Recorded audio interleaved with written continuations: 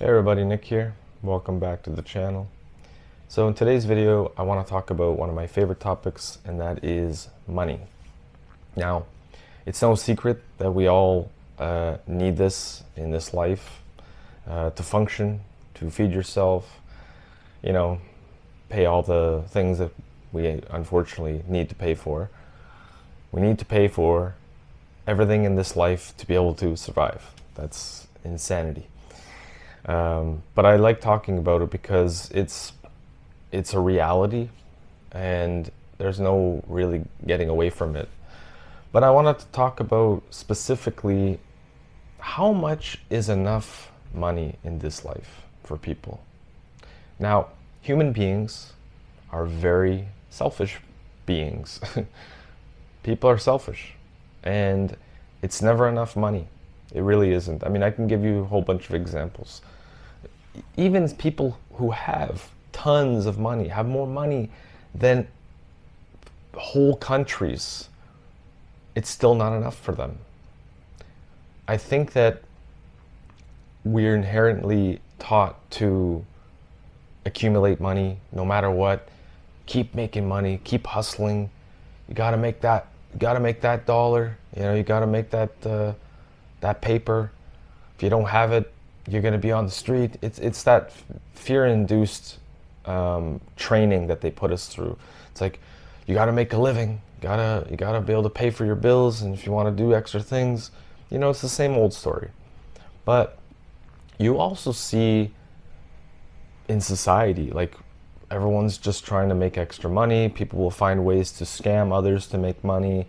They'll do anything imaginable to make money. Okay, that's just the obvious thing, because of the system, because of our conditioning, because of also how you want to be perceived by people. You have to keep up with the Joneses, even though you may have enough money to live comfortably. No, I gotta have what that person has. There's also the element of scarcity mindset. That's like, why do you think people hoard stuff and buy supplies, buy things? You'll see people who order from Amazon all the time. And look, there's nothing wrong with ordering Amazon if you want to get something, if you need something or whatever. But it's way out of control now. Like, these companies also make a killing. They've destroyed mom and pop shops, brick and mortar places. Not all of them, but a lot of them. The convenience has made it easy to buy online and stuff. But anyway, that's what keeps people going. They want to have stuff. They want to, especially like people who are hoarders. That's even worse. But you look at other people, for example, CEOs, people who are owners of companies. I can give you the perfect example. The commissioner of the NHL, okay? I don't know what his salary is. I probably should check that before doing this video, but I just thought of him right off the top of my head. Gary Bettman is his name. And he makes, I think since 2013, 2014, an annual salary of $9.5 million, okay? He is now 70-something years old, still is the commissioner. Now I ask you, how much money is enough money? I think that these people, I don't know how long he's been commissioner. I think he's been commissioner for 30 years now.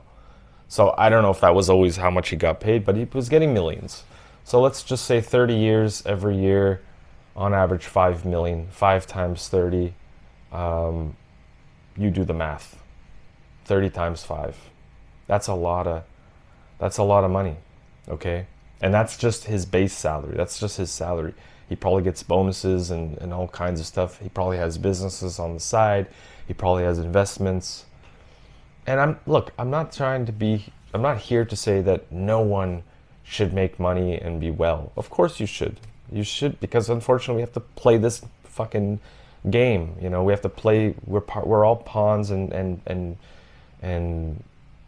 what do you call it? Users in this game. We have no choice. No choice. So it's either that, or you end up on the street starving, depending on others, and which I'm not saying there's anything wrong with that. If you need help, you need help. But again, the question is, how much is enough money for these people? I think once you start getting into the upper echelons, making millions and millions, it's like it becomes like an addiction. I think the dopamine is much higher. Everything sort of, I don't know if this is scientifically accurate, but I think there's higher dopamine levels depending on what it is, right? That's at least from my experience. Let's say if you were to win the lottery, your dopamine would be through the roof. You'd be just elated, okay? Now it's the same thing with them. They're making this kind of money. They probably enjoy what they do, okay? And that's fine, but they're still working, okay?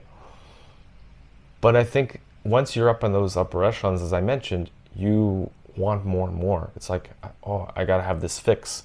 But then you get used to the lifestyle as well. You buy like 10 cars, or you buy the Corvette, or you have all these houses. You have properties in the Hamptons, in New York. For those of you that don't know, it's kind of like the cottages of New York State. Very wealthy people buy places there, properties. And I think you just get used to that momentum.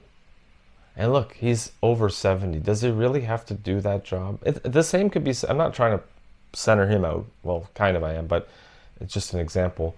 But CEOs, in the same position as him for other companies and whatnot, they are making all this kind of money, millions in salary and bonuses, and it's insane. It's absolutely insane. And they stay there until they get really old.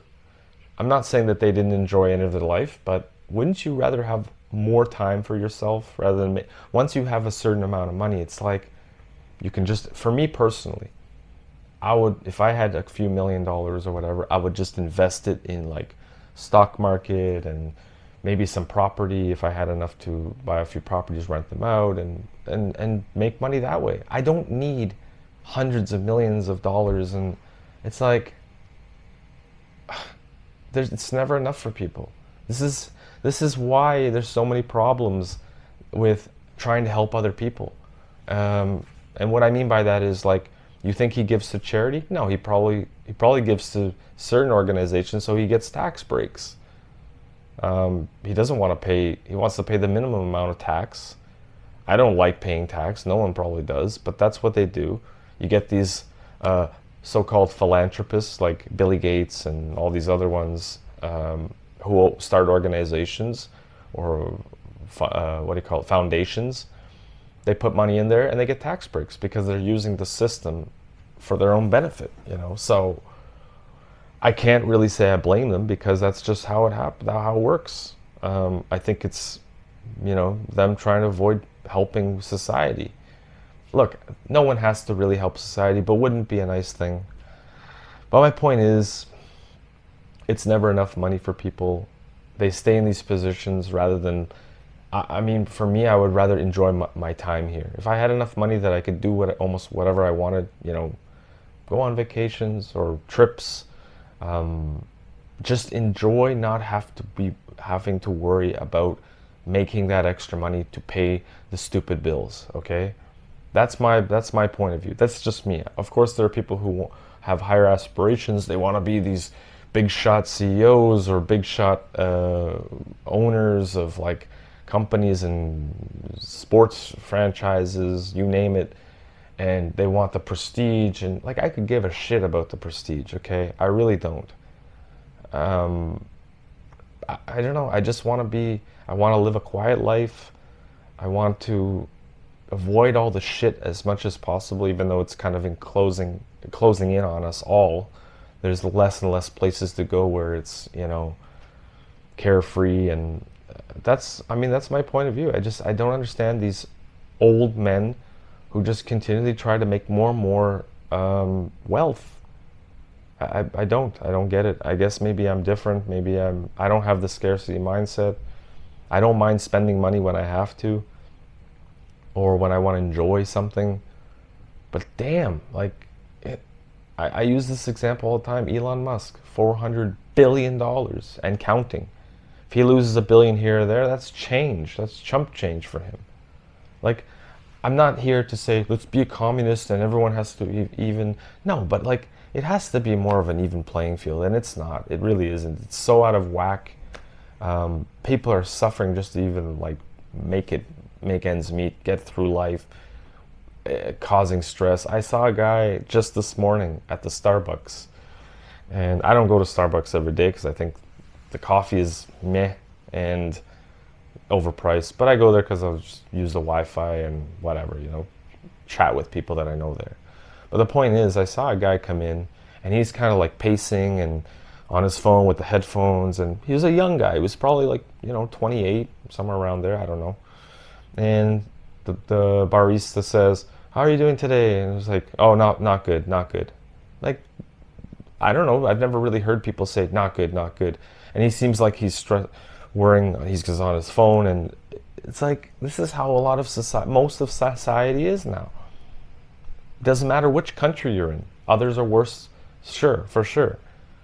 But like, again, how much money is enough for someone to survive if they wanted to invest? I don't know.